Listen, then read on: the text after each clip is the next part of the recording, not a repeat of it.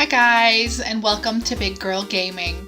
For Free Game Friday, we're going to take a look at Soda Dungeon. Soda Dungeon is available on Android and iOS. It currently has a 4.7 star rating and boasts over 100,000 downloads. This is a simple combat game where you are someone who wants to fight but doesn't and would rather hire people to do your fighting. There are various upgrades. If you click on the upper left-hand corner on the book, it'll give you your roundup of your achievements, stats, and other things. You upgrade by clicking on the barkeeper. You can upgrade absolutely everything in the tavern. You upgrade food and tables and decor and just everything. Wizards. The wizard is one of the first investments you should make. As you can see, he can warp you farther into the dungeon because when you play this game, you start at level 1. Every time you play the dungeon, so every time you die and you replay, you will start at level 1. When you get the wizard, he will start you off at the beginning of the dungeon where you left off. So you see we can have 5 fighters here.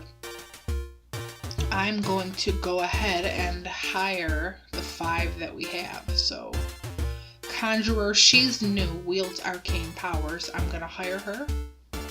There's a duplicate of her. I'm going to hire him. I'm going to hire the soda junkie, and I'm going to hire another soda junkie. So when you click on your party, you can see everybody on this list. It gives you a little snapshot. It tells you what type of armor they have.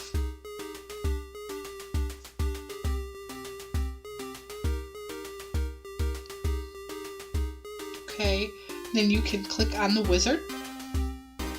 Once you equip him, you click warp, and it'll tell you where you're gonna go, and it will let you go between sections. You see how you can go in the beginning of each chunk of dungeon. So it'll say Frozen City costs 60 gold.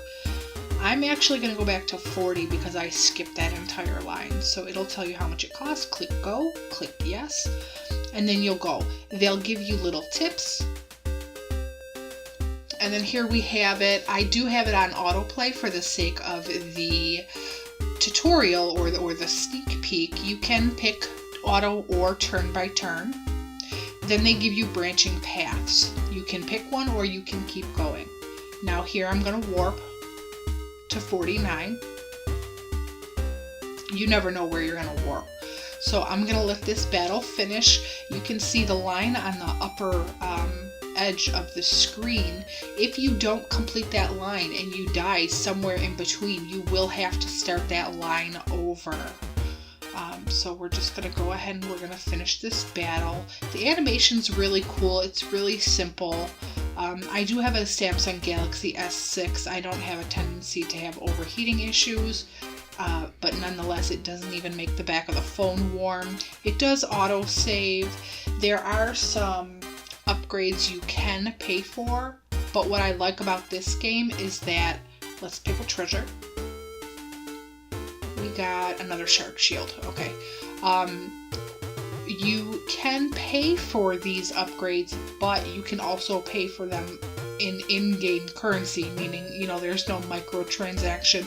You're not forced to do, pay to play or pay to win or stuff like that. They do give you an in-game option to get whatever that particular upgrade is.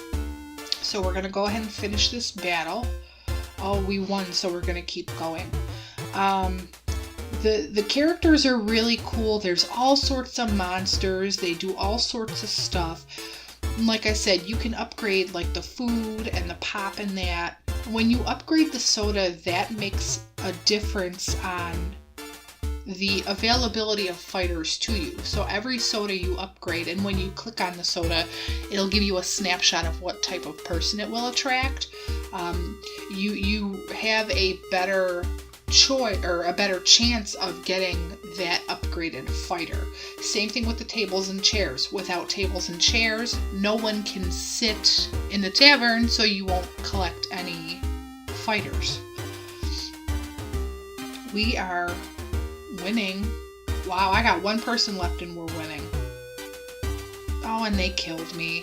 How about that? So at the end of the game, as you can see here, it'll say loot time. It'll tell you what you found. It'll tell you how much gold you won, and it'll tell you how many monsters you killed. If you did happen to find more than 1, 2, 3, 4, 5 items, it'll give you a scroll option. So let's just click the back arrow. Okay, this arrow in the lower right hand corner, it gives you the daily challenge arena. You can pick the difficulty. It'll tell you the appropriate award to that difficulty, and it'll tell you when you're eligible. I think it's every 4 hours, maybe every 5, because I just did one. So what else can we take a look at here? If you click on your money, it will give you an option to get a little boost in gold for an ad. I don't mind it. It's not in your face, you know, but it's there for you. Let's investigate the shop, the salesman. You can buy things from him and it'll tell you what's new. Okay, you can click on each of them, like this iron sword.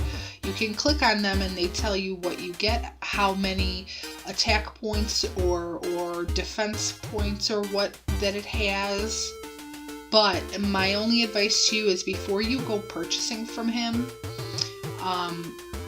take a look at what you have. Because like here, the rock was new. I click on it. It already tells me I own 6. Well, you can only equip 5 fighters. There's no reason to have more than 5 of that particular item. Oh, what else I wanted to show you with him is this liquidate button.